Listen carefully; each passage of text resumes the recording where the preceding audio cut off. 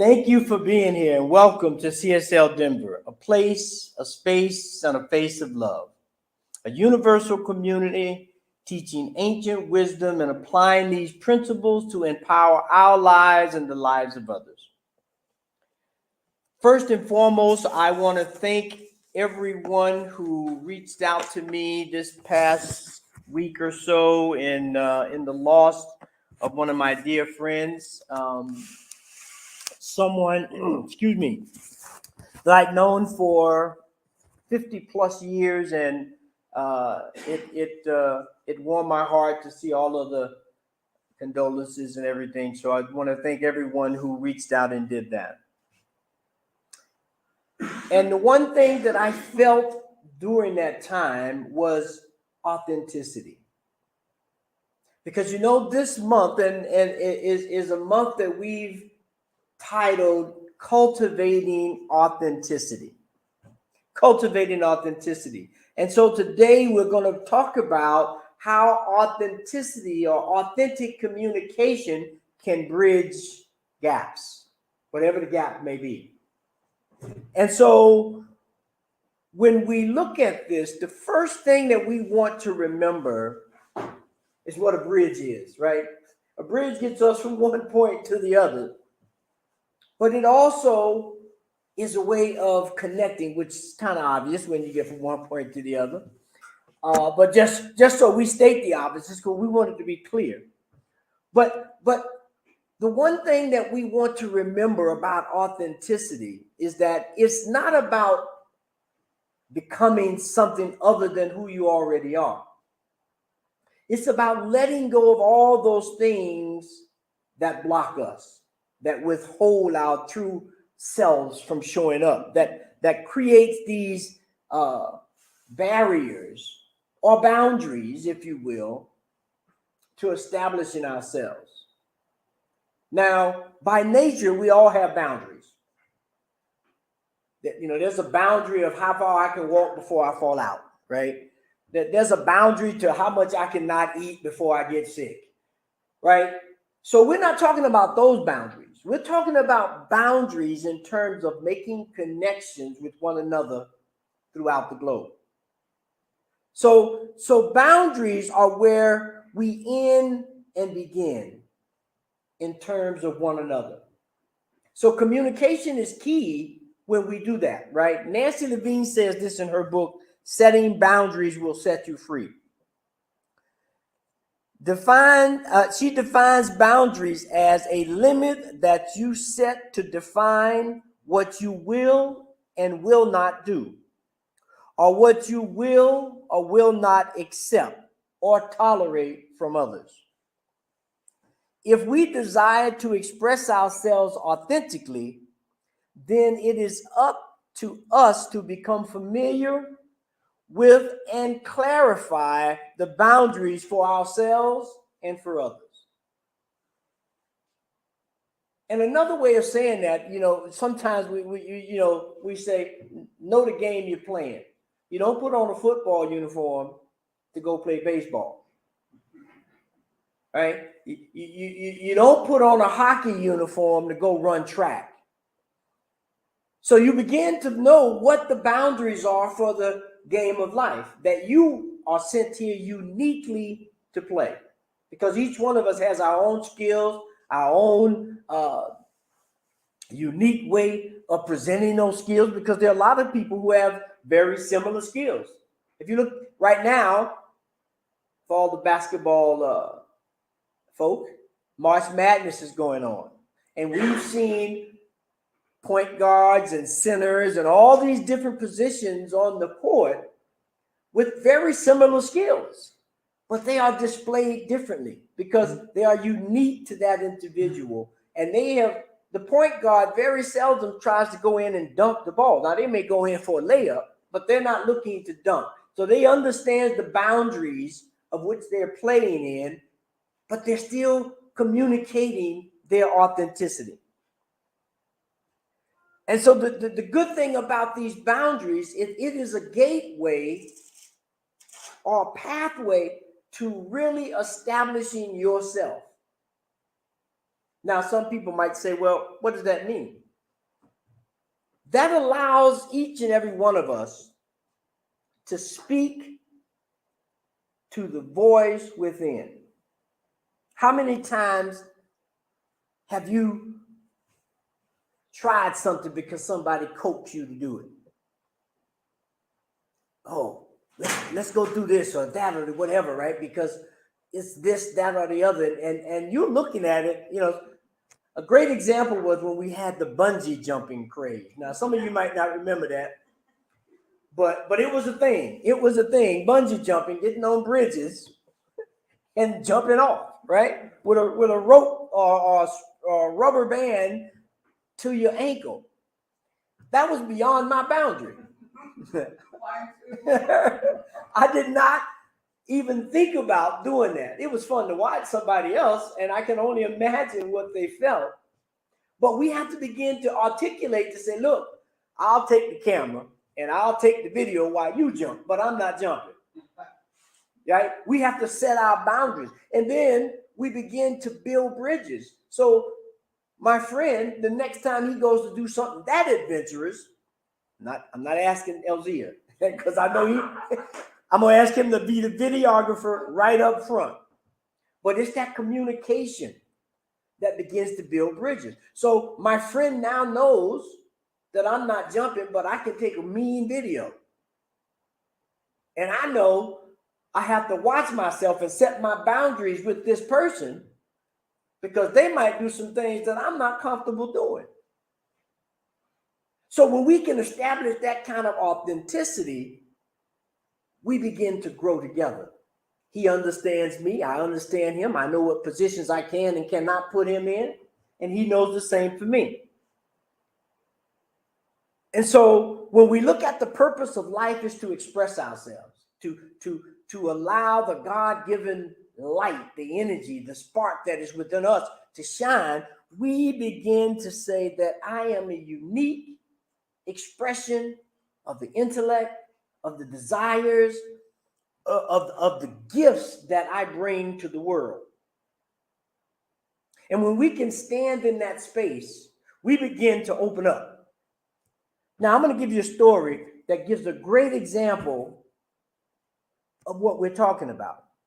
Now, most people know about the prophet Moses, whether you're Christian or not. You've heard the story, you've seen the 10 Commandments on TV and different places. But how many of you remember two things or three things in that story? Matter of fact, I'm sorry. The first one was Moses said he had this conversation with God. But there was a bridge, right, out there that needed to be spanned because Moses said, I need to see you, God. I hear you, but I need to see you. I need some authentic verification here. And what did God say? God said, hold your horses, Moses. That was a biblical term. I just want y'all to know, hold your horses. And he told Moses, he says, you do not have the capacity to see me in my fullness. So what did he do? He set the burning bush. He said, look over there at the bush. You can see a semblance of my glory, of my power, of my light. But to try to fulfill the whole thing, your container might not be able to contain it. So that was the first thing, establishing boundaries, authentic communications. There are things that we have to maneuver to get into here.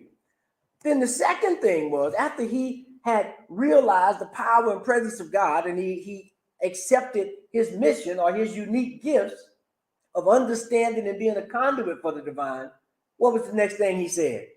Ooh, Lord, you know I stutter. How am I going to deliver the word and I can't get it out? Again, a boundary was set. He understood that he could be the vessel, but he wasn't comfortable in delivering that message.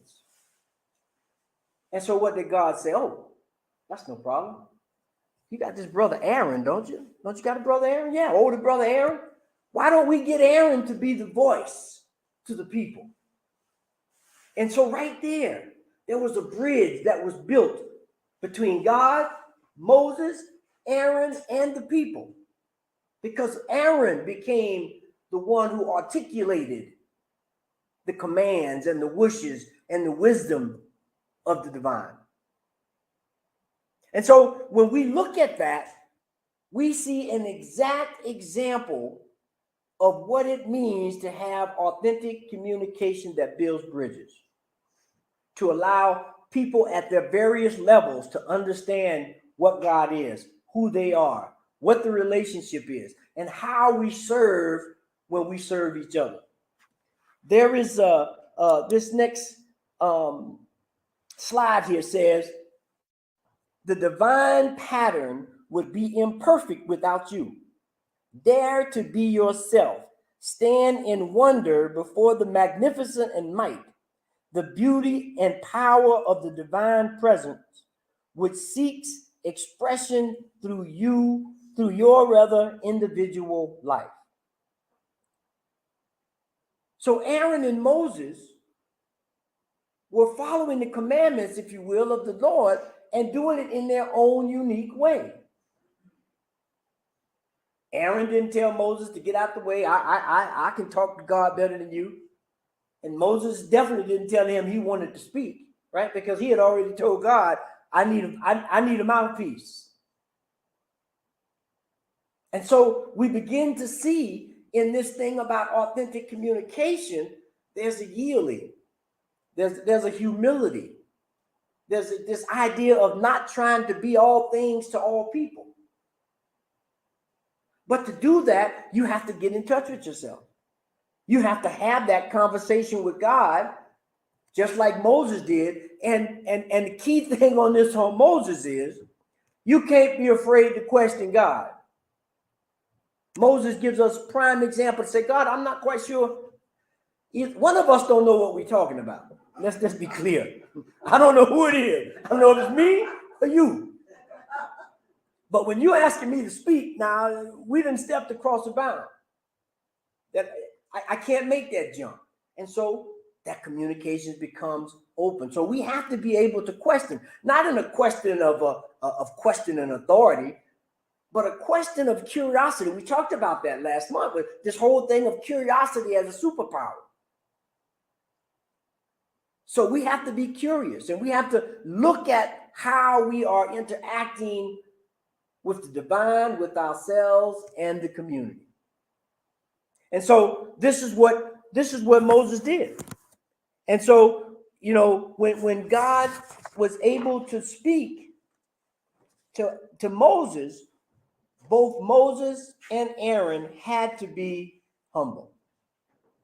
They both had to accept their roles and allow the universe to be on point.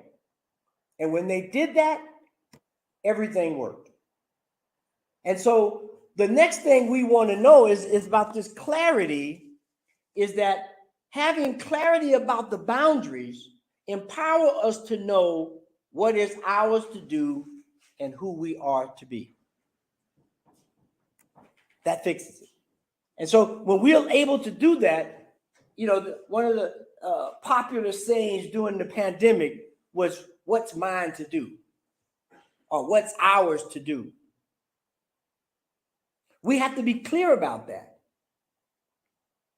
That takes some time. That takes some soul searching. You know, we talk about in this teaching, we talk about visioning and intention. That's what that means. We have to sit in the silence to understand the communication between us and the divine.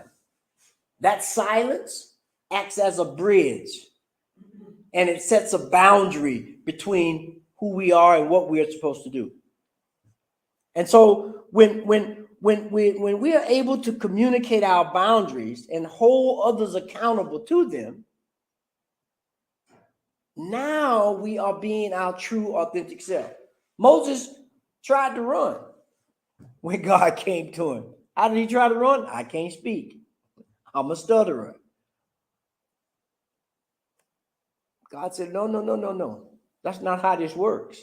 There's always a way. There's always a way to bridge difficulties, sadness, misuse, mistrust. All these things can be bridged if we are authentic. If we are authentic, and that takes some time. There's a verse. Before I do that verse, I want to go to this next slide here, which says this: you need not ask what others have done or how they have done it. Be yourself and express life as you find it. Never imitate. Trust the self. Find the self in God and God in the self. Basically, that's saying you got to step into the silence. You have to get to know who you are. There's a verse in the Psalms of David. Now, and if you're familiar with the Psalms, David was authentic, right? And some people might even say David was a little bit of a rascal, right? He was true to himself.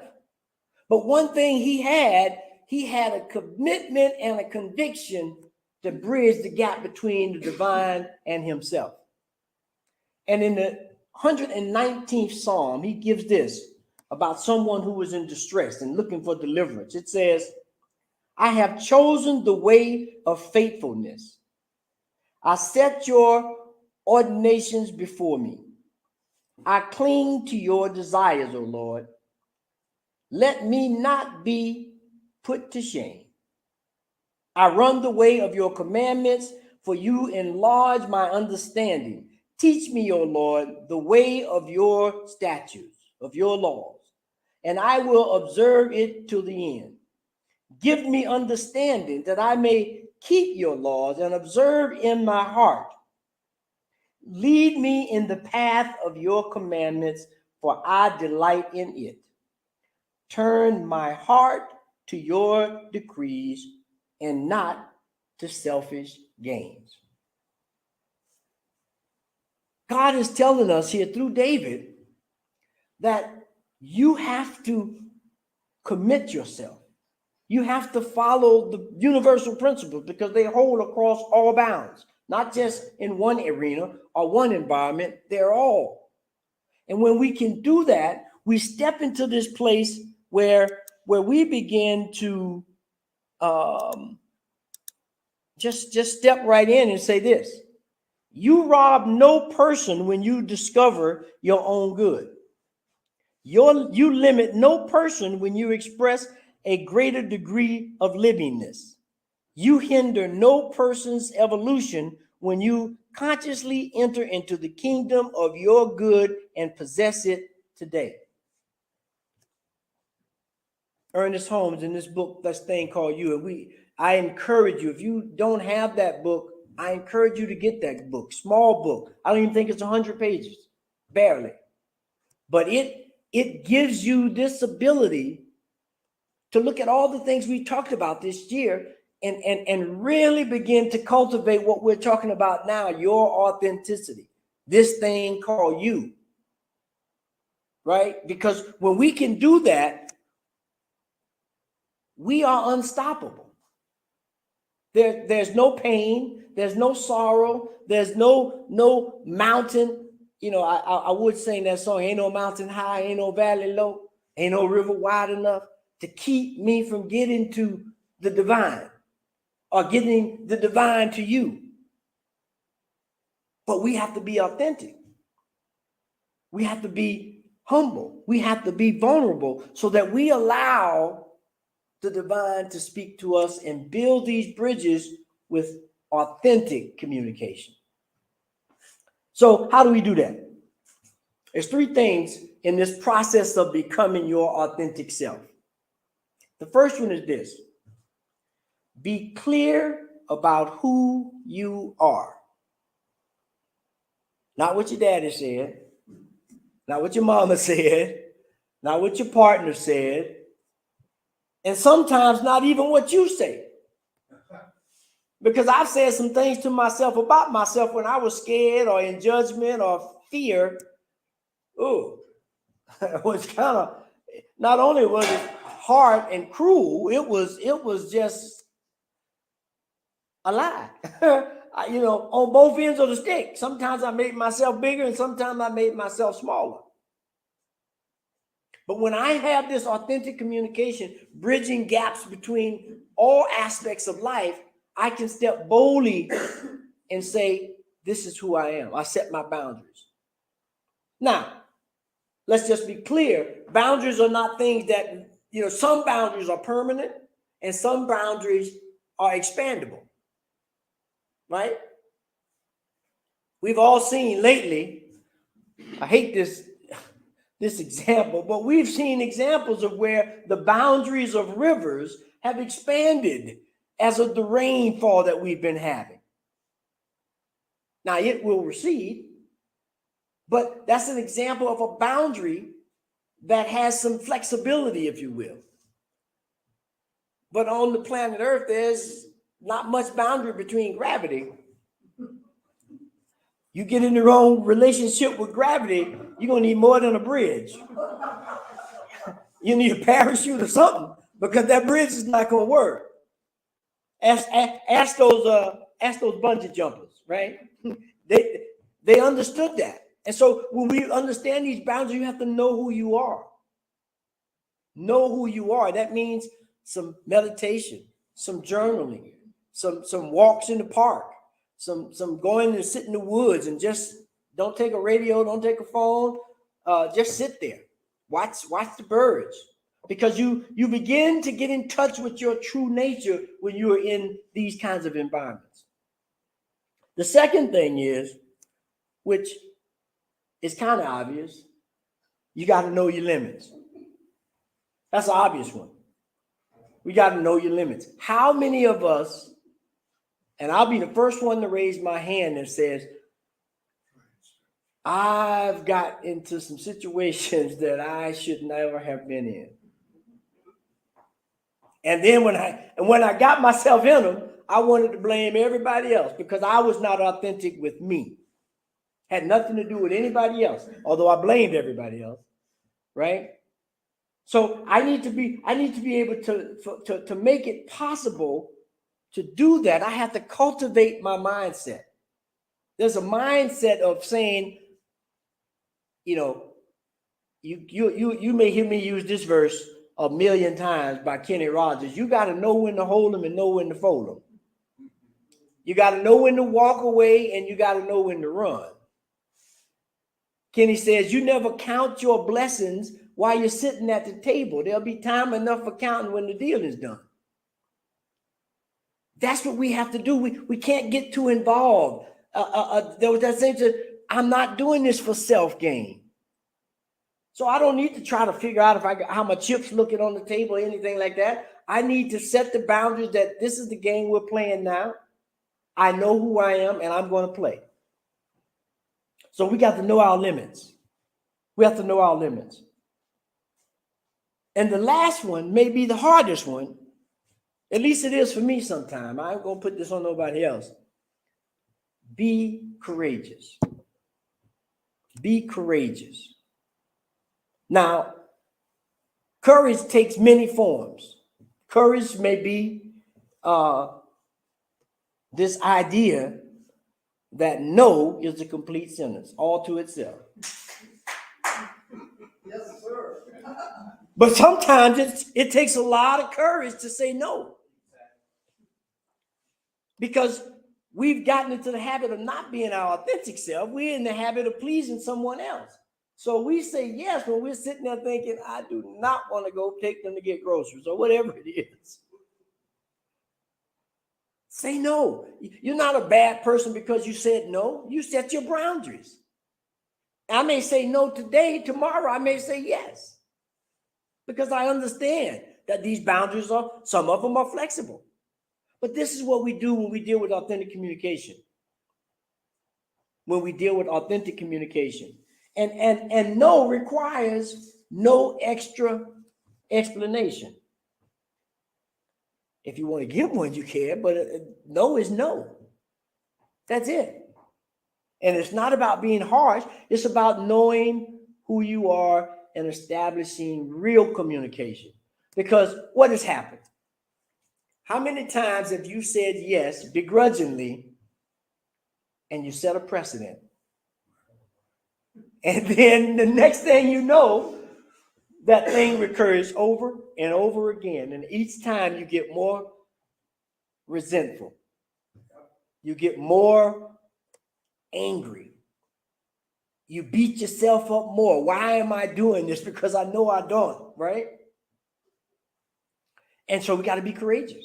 And so when we can set vision and intention and understand who we are and what's ours to do, and when we can be courageous enough to make that declaration,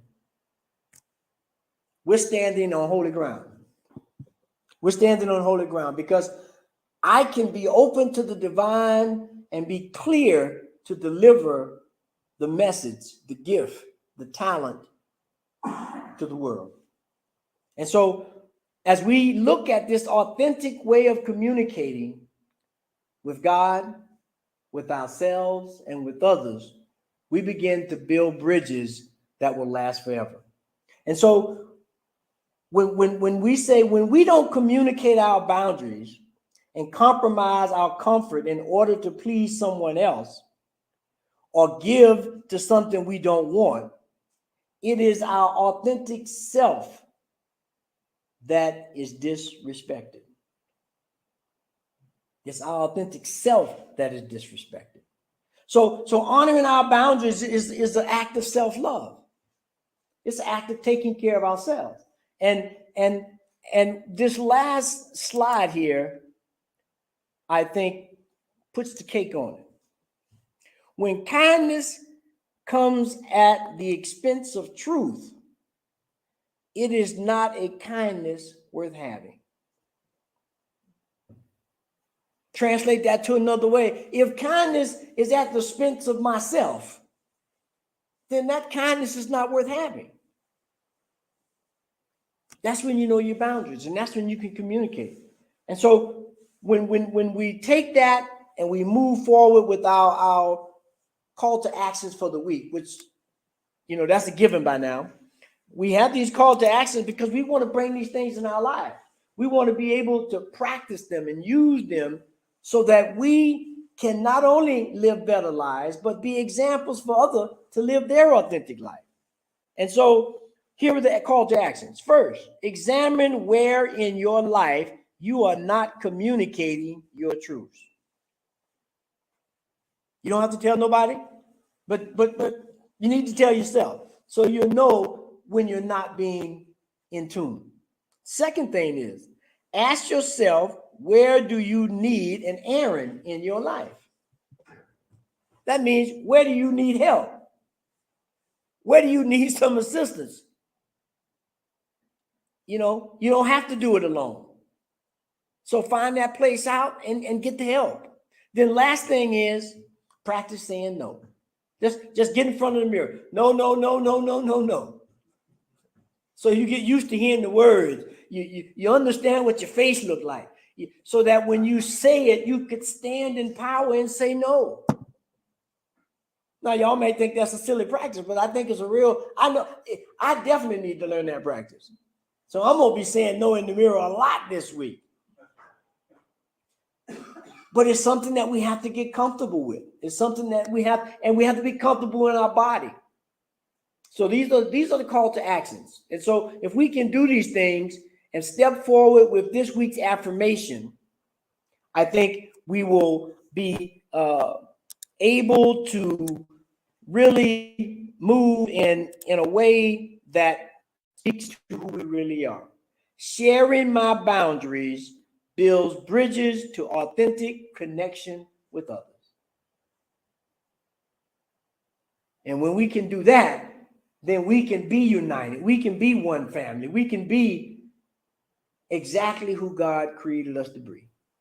And so with that, let's go into prayer. So let's just take a deep breath and take all that in. and allowing this moment called now to make us aware of who we are, to make us aware that we each have our gifts and boundaries that have to be respected, that God uses to the glory and greatness of all things. And so when we're able to do that, we allow ourselves to be open to a greater understanding, to a greater wisdom, to a greater courage to express God-given talents that we have without question.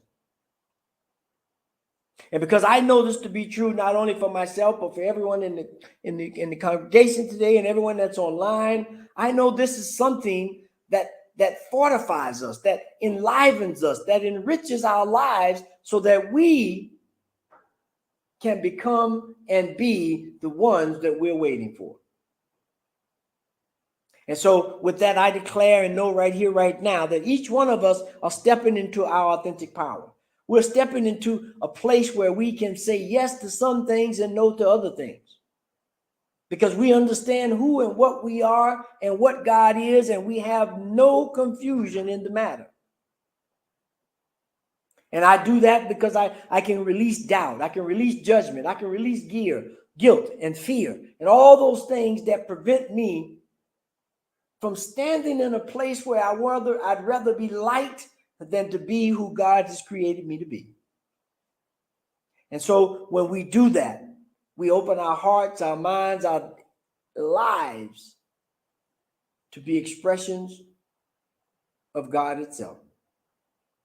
And so it is for that reason that I give thanks, for the ability to come forth and express the wisdom and teachings of the divine that we all need for security and joy and happiness and all the things that make up a complete life. And so it is in that understanding, it is in that truth that I release these words, knowing that there is no place where God is not, and that this moment is whole, full, and complete. And with that, I release, I let go, and I know that it is absolutely so. And so it is. Amen. Believing that divine intelligence is ever available, open your consciousness to its guidance. Keep your mind steadfast to the thought that you are governed by divine intelligence. Feel that you are impelled to make right decisions, that you are compelled to act upon these decisions intelligently. Turn resolutely from every sense of lack, want, and limitation, and declare that the perfect law of good is operating in, for, and through you. Say to yourself, through complete reliance on Spirit, I calmly face all false conditions, seeing through them to that invisible reality which molds and recreates my affairs after a divine pattern. With a penetrating spiritual vision, I dissipate all obstructions, dissolve all wrong conditions. Standing still, I watch the sure salvation of the law of good. I know that my word transmutes and transmits every energy into constructive action, producing health, harmony, happiness, and success. I know there is something at the center of my being which is absolutely certain of itself. It has complete assurance, and it gives me complete assurance that all is well. I expect everything I do to prosper. I enthusiastically expect success. I let good flow into my experience. I am seeing good in every direction I look. I am looking forward to more good. I think with clarity, move with ease, and accomplish without strain.